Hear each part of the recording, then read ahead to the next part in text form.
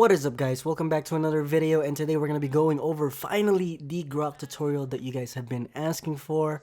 So first things first, let's check what we have for Grock, the experience we have. So currently I am Mythical Glory, 248 stars for this season. And then for my Grock this current season, let's see here. Current season we are at 82.3% with 62 games with Grock right there. And then for all heroes, overall statistic, 227 games, 80.2% win rate. So that's my current statistics for Grock right now, if you guys want to know and if you guys are interested in that. So first thing, like always, we got to look over the mechanics on how Grock works so I can teach you guys his skills before we go over the equipment and the gameplay. Alright, so let's go over to the practice mode and look at his mechanics. So here we are in the practice mode, and then we're gonna look over Grock's first skill first, of course. So Grock's first skill is pretty easy to understand. So all you do is hold first skill, and then you start charging up. The longer you charge up, the higher the damage, and then there's a timer. That red bar will come. That loading red bar will go down, and once that reaches down, you will spin automatically. Alright, so that's how Grock first skill works. You can also just press it. You don't have to charge it up, but it doesn't deal as much damage as compared to when you charge it up. Alright.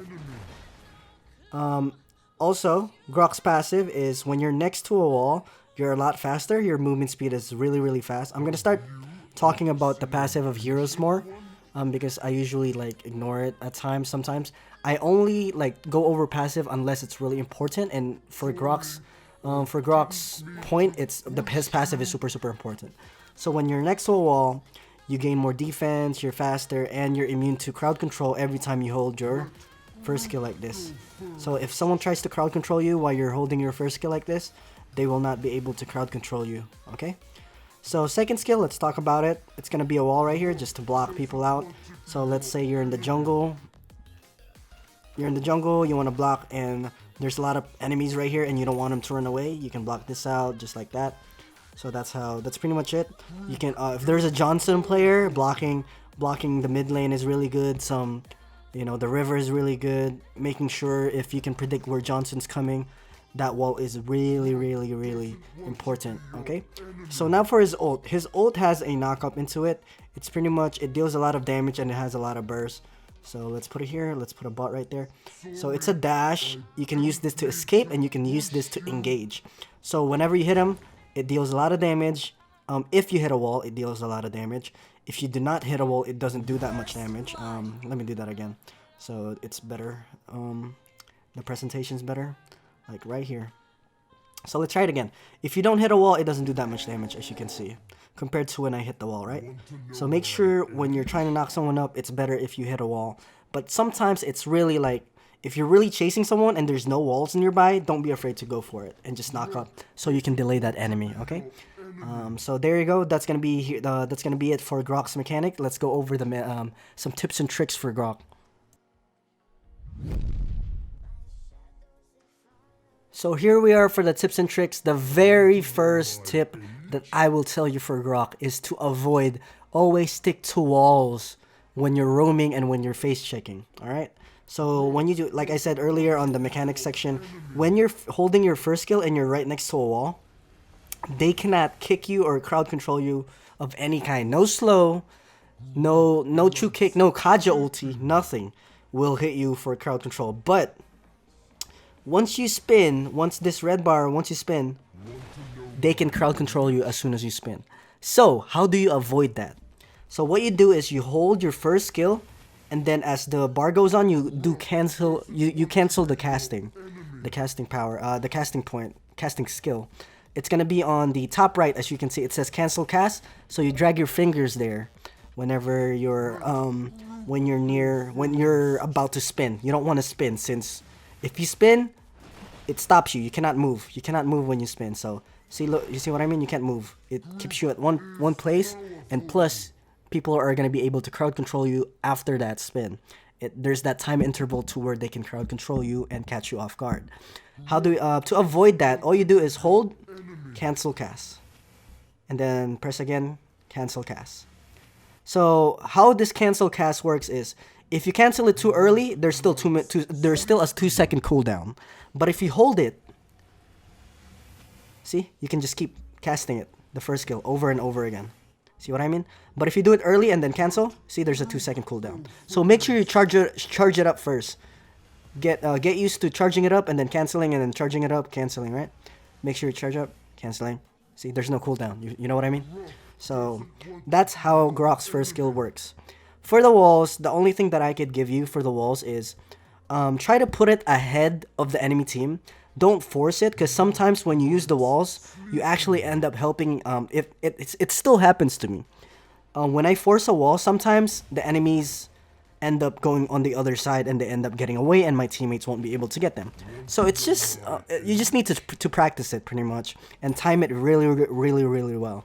So what I do is, if they're really close, like around this area right here, I pretty much put it. Of course, you gotta put it right there. Make sure that they're not close to it, because it takes time for your wall to build. So whenever you're trying to build a wall, make sure it's ahead of them. All right. See, it takes time for the wall to get there and for the wall to build. So definitely make sure you know that. Have it timed correctly. And for the ulti, of course, I already told you this earlier. Like I said, normal bot. When you hit him when you hit enemy on the wall, it knocks him up and it deals a lot of damage, just like that. All right. Compared to, let's take off the cooldown for now. Compared to if you only knock them up and not hitting a wall, it doesn't deal as much damage, and plus, since you don't hit a wall, you're what's it called? You can only knock him up. It doesn't do the extra damage that Grock does whenever you do this, like that. See? So make sure you do that. You know that. So that's pretty much it for Grock. You can also use your ulti for escaping. You don't have to use it for engaging all the time. It's really game changing. If there's no wall, if you're trying to engage and there's no wall in front of you, like right here, and people are your enemies are running away right here to where my skill casting is, put a wall and then you can use your wall to engage and hit a wall. You make your own wall. So make a good engagement using your wall and your ulti.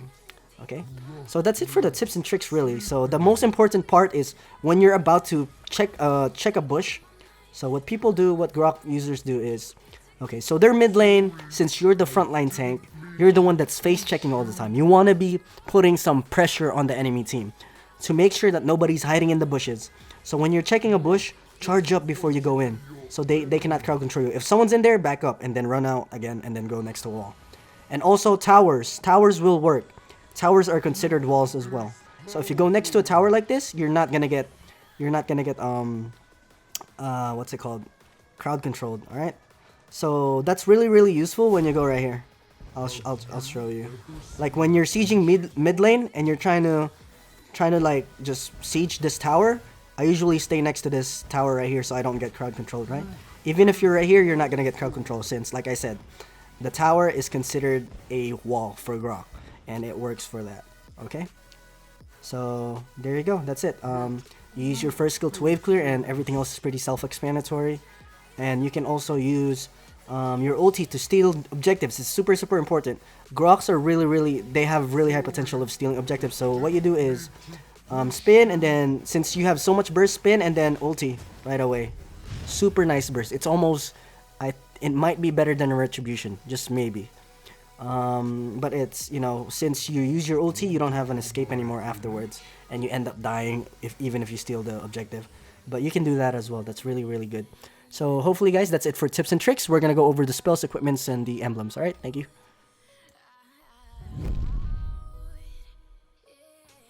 Alright, here we are at the emblems. So for Grock's emblem, the very first emblem that I will recommend to you is support emblem. So this is the support emblem I have.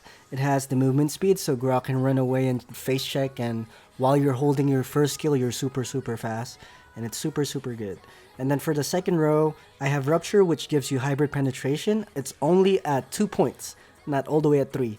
I put 1 point on hybrid regen, so you don't run out of mana a lot on early games.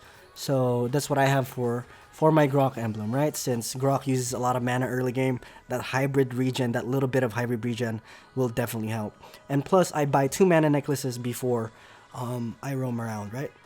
before I do anything, I build anything. I do 2 mana necklaces at the early game.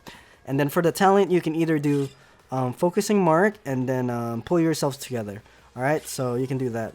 But I recommend focusing mark, since when you set with your ulti, your allies will do so much more damage on the enemy once you set that. Alright, so focusing mark is a really good emblem for Grock. Now you can also use tank. You will only use support emblem if you don't have a tank. If you already have a tank. Sorry about that, I messed up. You will only use, let me say that again. You will only use support emblem if you already have another tank with you. If you have another frontline. But if you're the only frontline on your team, please use this emblem right here. So it's gonna be shield, magic defense plus 12, physical defense plus 8%, and then tenacity. All right, that's it for the tank emblem. So you're more tanky when you have the tank emblem. That's why. When you have the support emblem, you're really squishy. So you need to watch out for early game. But the good thing about support emblem is it deals more damage, plus you're really fast, and that's why people use it. Okay, so you can either switch between the two, depending on what team composition you have. So if you're the only frontline, tank emblem. If you have another tank with you, because that's the meta right now, double tank, please use support emblem. Alright, so there it is for the emblems. Let's go over the spells. Alright, here we go at the spells. For the spells, I usually use sprint because I tend to run away when I'm really low. So I bait all the damage to me. I want them to throw all the damage to me, and as soon as I'm low, I use the sprint and they can't catch me. And I just recall, right? Because I'm done. I did my job. I tanked for the team, and we're good to go. Sprint can also be good when chasing enemies, putting a wall in front of an enemy. You want to ult someone. Sprinting is really good, right? You can also use execute, but I'm not a big fan of execute because I don't like kill stealing my teammates' kills. As a Grock player, I want to give the kills to my teammates. But if you do run execute before the enemy dies. All right, execute before the enemy dies. So your teammate can actually get that kill. So execute will definitely be viable. And the other only viable spell that I think would work for Grock is Petrify. But not a lot of Grock players use Petrify now.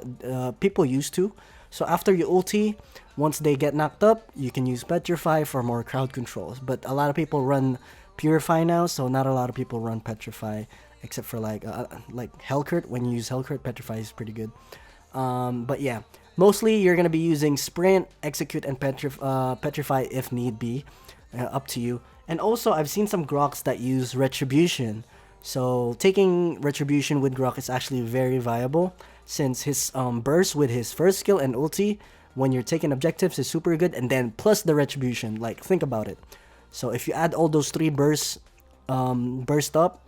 damage up on a minion or a unit, you have a really high chance of stealing Lord or Turtle, right, with Grock. So some people use retribution. Definitely, if you see a Grock with retribution, don't make fun of them. It actually does work. Alright, so that's it for the spells. I recommend most of the time execute or sprint will be the 2 spells that you will most likely use. For me, I use sprint since I'm a team player and I want to just help my team and just try to support them. Alright, so let's go over Grock's equipment. So here we are at the builds. The very first build that I will give you is the build that you will most likely use all the time, alright? There's going to be another build, which is the second row, but let's talk about the first build first. So for the first build, let's take a look at the first row. You can use either assist boots or rapid boots. Some people even do demon shoes. It's really up to you, depending on what you're comfortable with. But for me, I'm very comfortable with wizard boots. If you're new to Grock, I recommend demon shoes, since newer Grock players, they tend to run out of mana really fast because they don't how do you want to say this, they don't really manage their mana too well if you're a new Grock player. But after a while, you're gonna get used to it. Rapid boots is really good since your movement speed is gonna be way too fast, and plus with the support emblem and your first skill, they can't crowd control you, so you can just keep running away. Alright, so the first core item that we have is Athena Shield, since again, I've said this on my tutorials before, mages are super strong early game and you need magic resist and some HP, and this gives you HP regen as well. Plus with the shield really helps Grock every 30 seconds. All right, so the second core item will be Dominance Eyes. You might be asking why. This gives you more mana, so you run out of mana less. All right, and this also gives you cooldown reductions. So when you have cooldown reduction for Grock, that helps with your first skill. Like I showed you guys earlier in the mechanics section. Because of the cooldown reduction, after your first skill, when it's all charged up and you cancel it, there's no cooldown at all. And that's why cooldown reduction is so good with Grock, right? So definitely Dominance Eyes. And then after Dominance Eyes, actually this is supposed to be after this. Sorry about that.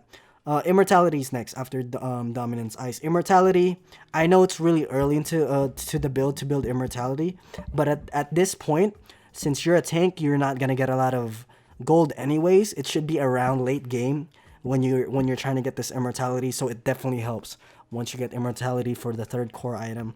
And then Anti-Crass for more physical defense, since marksmans are really strong. Late game, this gives you more HP regen, and this gives you more physical defense and HP. Alright, and then the last item will be Wings of Apocalypse, which makes it harder for people to kill you when you're under 40, well, what's it called? Is it 50 or 40? Reduces damage taken by 50% when 40. Okay, so it is 40 when your HP is less than 40%. So when you're low, your physical defense goes up by a lot. So that's why. Well, not technically not physical defense. It's just damage. It gets reduced by 50%, which is super good.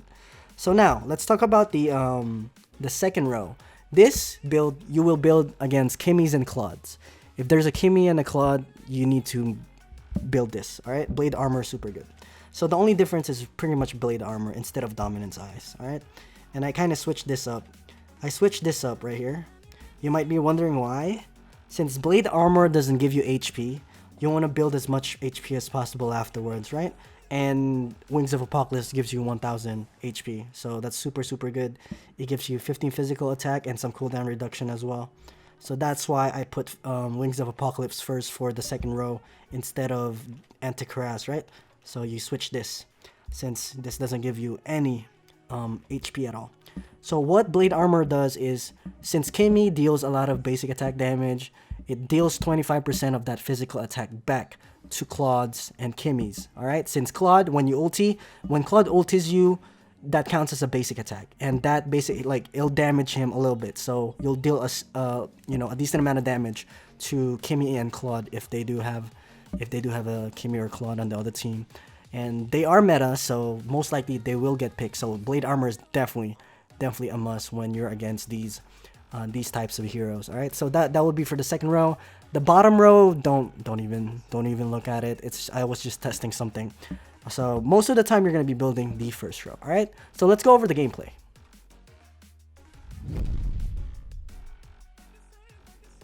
So here we are with the gameplay.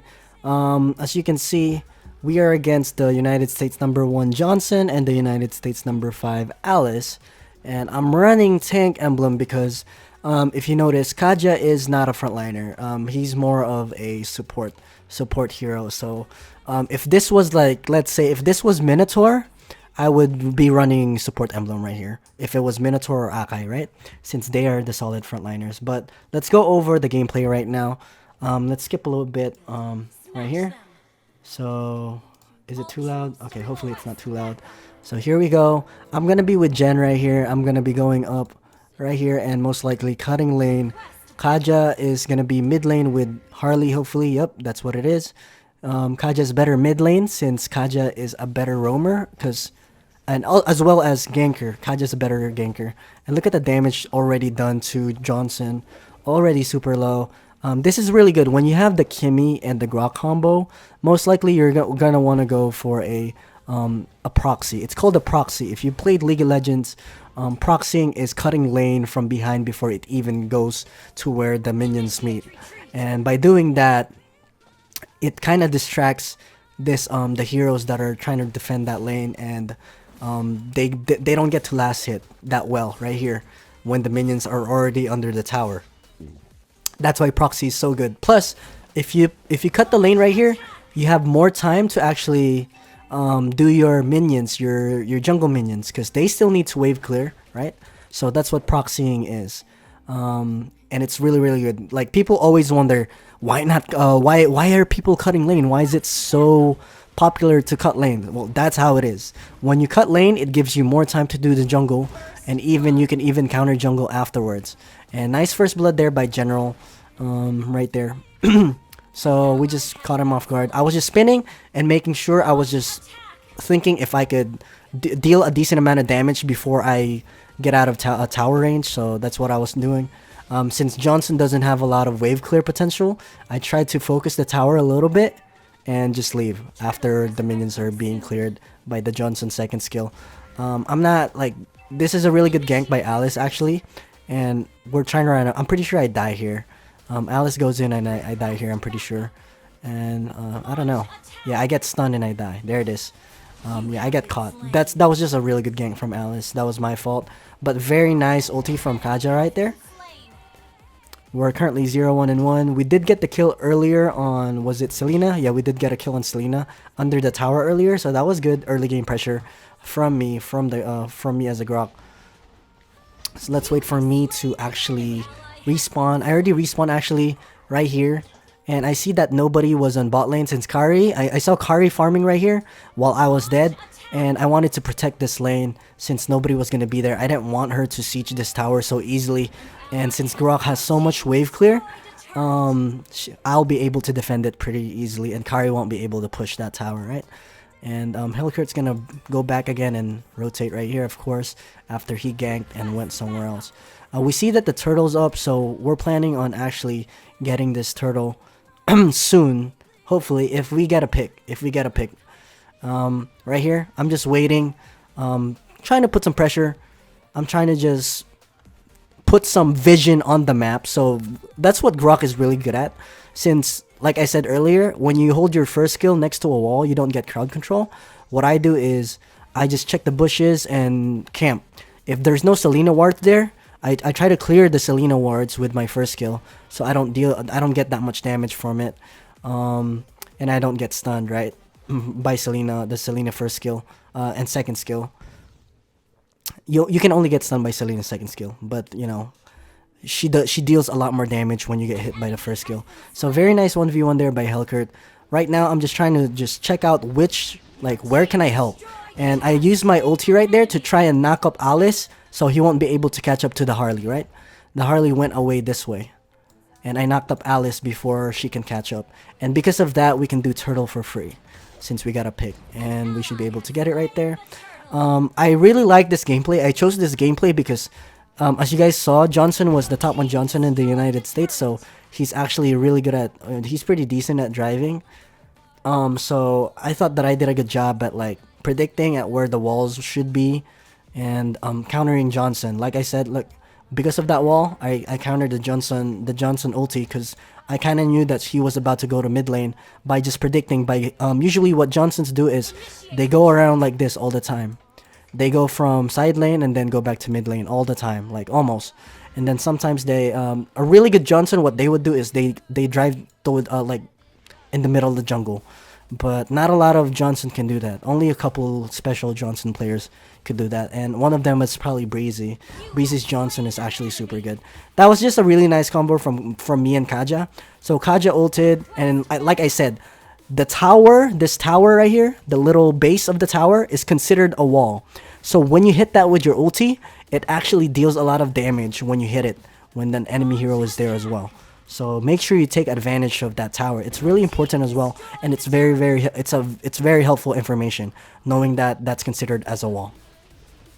Right here, I'm just trying to front. I don't really have a lot of mana, so I can't help much. I do have a lot of HP, so I'm just trying to just front. Since I had ulti, I had enough mana for my ulti. So I tried to front, and luckily, even though I thought that I had a low mana, it was enough for one ulti at least. I didn't have enough for a first skill though after that.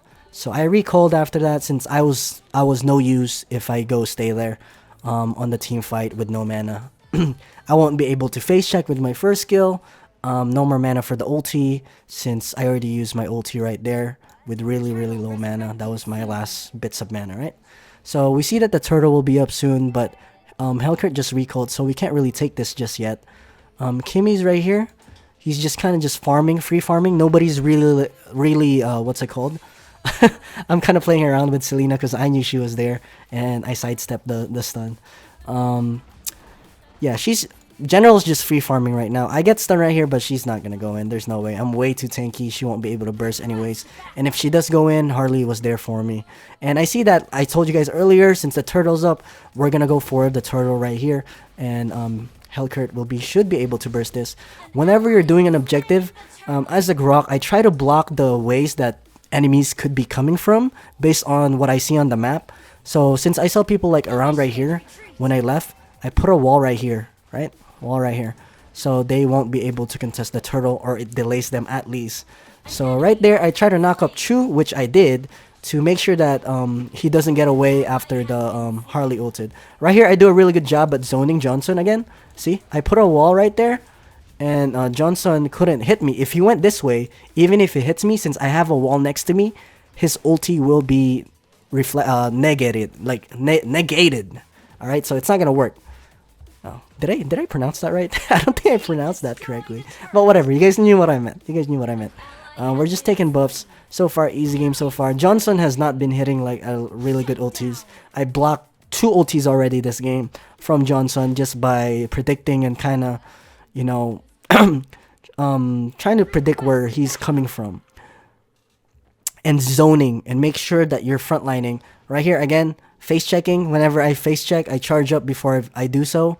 I again ulti Chu so he doesn't get away. Look at that. It's just a way for your teammates to kill the enemy team and delay the enemy team from running away. That ult is really useful. See right here? You can use it to, you know, secure kills. You can use it to escape. Right here, Johnson again. He tried to go mid lane right here, but I was there. I was on his way.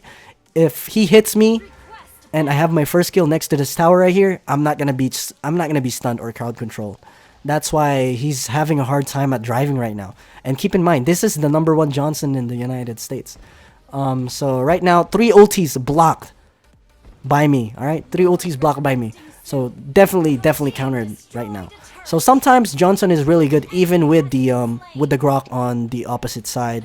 It just depends on how Johnson drives, right? And Johnson is pretty much useless without an ulti. He only has 1 stun and he has the second skill which deals a decent like a small amount of damage. So at this point it's pretty much over. Look at how much towers we have. All our second tier towers are still up and they can't do much here. We could actually do Lord. And I'm just putting pressure. Like I said, when we're trying to siege the mid lane, I try to put a lot of pressure next to that tower, like around this tower right here, the first tier tower right here on the enemy team, the inhib tower, just to avoid the crowd control. All right, but Hellcurt got caught, so I couldn't really do anything about that since I don't have any more mana, and I don't think I had ulti at the time. But even then, even if Hellcurt did get caught, we ended up getting Lord for free anyways, so it's still worth it, to be honest with you. We're doing pretty decent right now. We only died 1 time, which is early game. We got caught right here with the gank, but that's all right. So far we're doing good. We're roaming really well. We've already countered Johnson's driving really well. So with the tips and tricks for the wall, it's pretty much just predicting at where enemies will be at and clogging lanes up. Like you could put a wall right there. I really like putting walls right here since I clog the tower up. They can only enter from here and right here. So meaning that my teammates will only skill shot right here and right here. So that pretty much eliminates the angles that my teammates need to put a skill shot on. I don't know if that made sense, but it definitely helps. But if I clog it from the middle, if I clog the whole lane from right here where the entrance is, we won't be able to siege the tower, right? So that's why I clog it like in front of the tower right here. So instead of like right in front. Hopefully that my explanation was well enough for you guys to understand on that one. And you guys might be wondering why don't I put it just like right here? Why don't I put it right here and right here, right? So I put it in front of the tower because of that reason. Just trying to eliminate angles pretty much so it's easier for my teammates to predict where the enemies will be at. Okay? And so the minions can push as well. my minions, our minions. So I went 4-1 and 10, and I did forget with the Kaja tutorial as well. What I do for Grock is I do 2 mana necklaces right here, so my mana doesn't run out early game. And again, same exact build. After the mana necklaces, you just build your usual build, the ones that I gave you. And then once you get these items right here, once you have enough money for this item, sell it, and then keep this one. And then once you have full item on this one right here, you sell this one right here. You sell this one, and then buy the other item, buy the last item. So you can have mana. Your mana regen is a lot better. So we went 4-1 and 11. Let's look at the stats. Oh, I didn't really see it. Let me see it again. There it is. So we tanked 32% of the damage right here compared to everybody else. We did tank the most since, again, I am the front line of the team. And I did really well at countering Johnson. He did get MVP, but even then, we managed to counter Johnson's engages like 4 times, I think, in this game, in a 11-minute game, if you round it up. I did 12% damage, which is not too bad for a tank, right? We have a full tank build. 17%, 16%, so, and Kimmy did the most, pretty much doing the tower push and the hero damage as well. So that's it for the Grock guide, guys. It's pretty easy. He's pretty self-explanatory. The main thing that I want you guys to learn here is holding your first skill next to a wall and canceling it, pretty much, and then holding it again. So resetting it every single time. Get used to it while you're roaming around. Face check for your team and be a frontline. Don't be scared as a Grock player. You need to put pressure on the map and on the lanes as well. So there you go. Thank you guys for watching. If you guys enjoyed it, if you guys learned something, make sure to subscribe, like the video, and share it even. Thank you guys. Peace.